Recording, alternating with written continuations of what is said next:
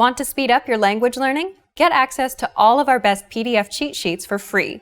Just click the link in the description and sign up for your free lifetime account right now. Hi everybody, welcome back to Ask Alisha, the weekly series where you ask me questions and I answer them. Maybe. Okay, let's get to your first question this week. First question this week comes from Eden M. Hi Eden. Eden says, time is important in the United States and many people frown upon lateness. What does it mean to frown upon lateness? Thanks, Alisha.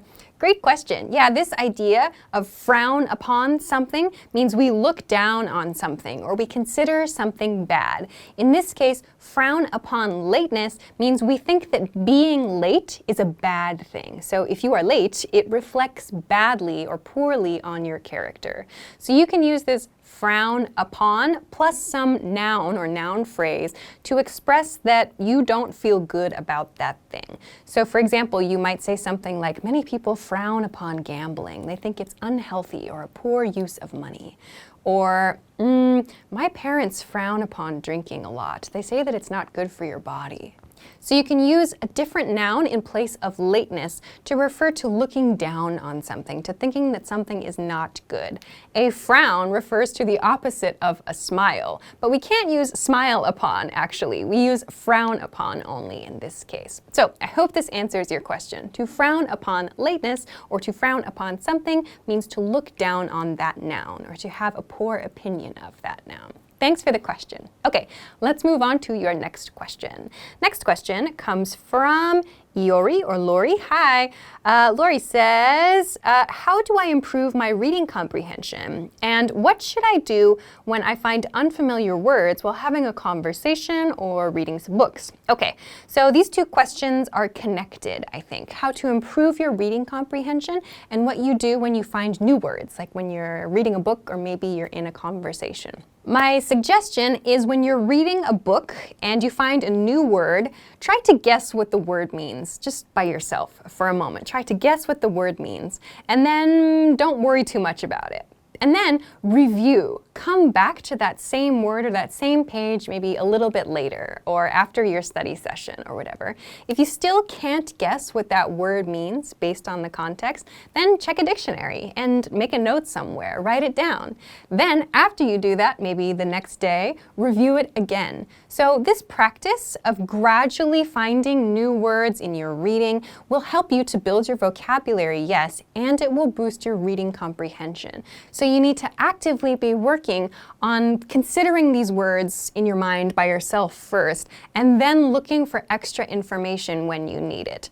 This is a time-consuming process, yes, but it will gradually help you to build your reading comprehension and boost your vocabulary skills. So you can also apply this then in speaking. When you learn those new words from books and from your different readings, you can also apply those words in your speech. So I hope that this helps you. Remember, try to guess what the word means on your own, check back again later after you've read some more of the text, look up the word in a dictionary, and most importantly, review, review, review. All right, let's go to our next question.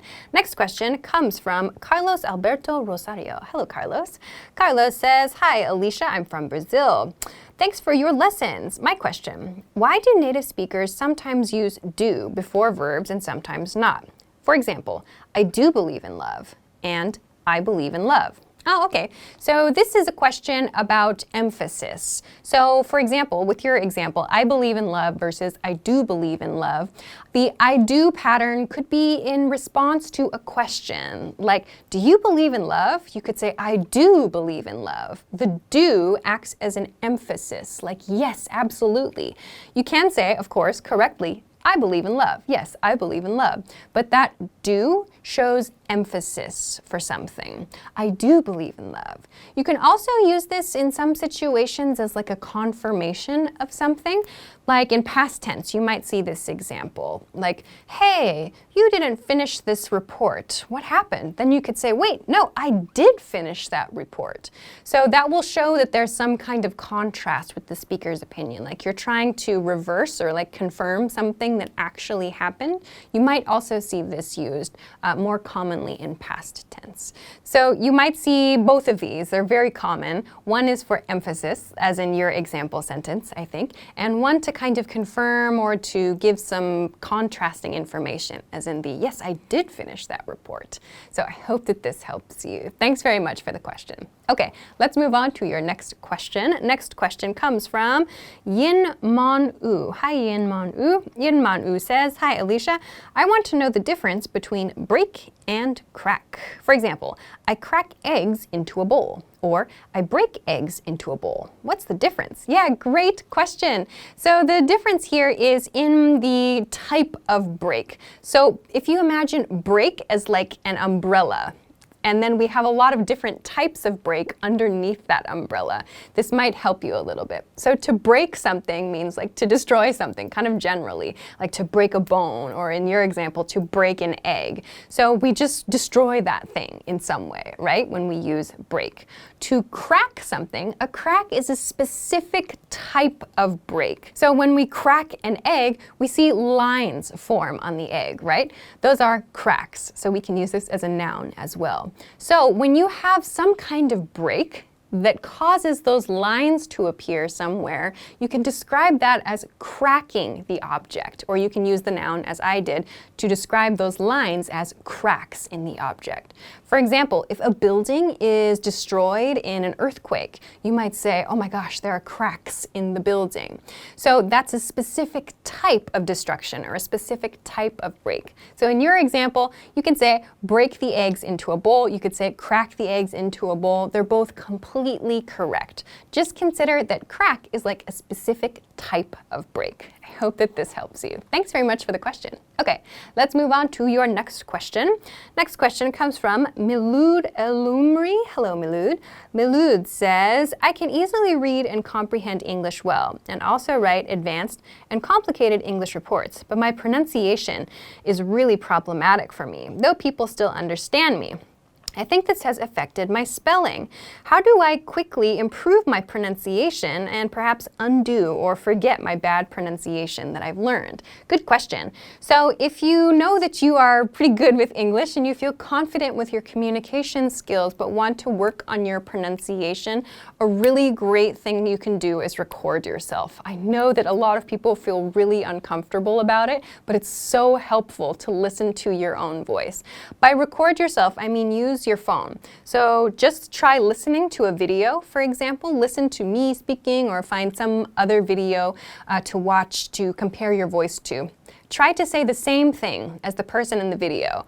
Record yourself saying that and listen to it, because it's sometimes really, really hard for us to hear our own voices when we're speaking. Like, it's really hard to understand how other people perceive the way we sound. So by recording yourself, you can listen and find those spots that sound different from the native speaker. So yes, this will take time, but you can focus on maybe some sounds that you realize maybe you make mistakes with a lot. So for example, maybe you make a lot of mistakes with TH sounds, or with R sounds, or with L sounds. Once you practice this and listen to yourself, you'll be able to identify those. So that's what I would recommend. Try recording yourself and listening. A lot of people say, I hate the sound of my voice. That's fine. But remember, this is for your studies, right? You're using this to improve your language skills. So you don't have to share it with anyone else. Just listen to it yourself and find the parts that are different in your speech in comparison with the native speaker and work on those. So I hope that this helps you, and good luck with your continued studies. All right, that is everything that I have for this week. Thank you, as always, for sending your great questions. Remember, you can send them to me at englishclass101.com/ask-Alisha. There's also a link in the description for you. If you like this lesson, please don't forget to give it a thumbs up and subscribe to our channel if you haven't already. Also, check us out at englishclass101.com for some other things that can help you with your English studies. Thanks very much for watching this episode of Ask Alisha, and I will see you again soon. Bye!